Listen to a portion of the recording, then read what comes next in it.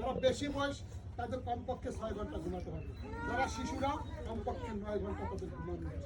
সুতরাং এই যে বিশ্রাম বা ঘুম, এটাও কিন্তু আমাদের খুবই গুরুত্বপূর্ণ যদি আমরা সুস্থ থাকতে চাই। তারপরে শেষ যেটা আছে, ট্রাস্ট ইন ডিভাইন পাওয়ার, অর্থাৎ সৃষ্টিকর্তার এই সৃষ্টির উপরে আমাদের আস্থা রাখতে হবে। আল্লাহ তাআলা যে আমাদের সৃষ্টি করেছেন, তিনি কিন্তু আমরা কি বলা হয়, মানুষকে কি বলা হয়, আশরাফুল মুখলাকাত, না?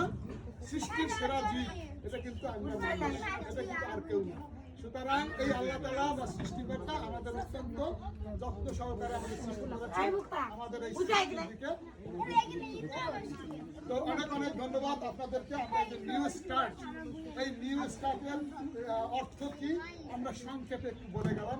আজকে যেহেতু প্রথম, আমরা ধারাবাহিকভাবে আবার যখন আসবো বেশি সময় নিয়ে, আপনাদের এখানে যখন আমরা চিকিৎসা দিতে আসবো, তখন আমরা আরো বিস্তারিতভাবে এই সব বিষয় নিয়ে আপনাদের সাথে আলাপ করবো।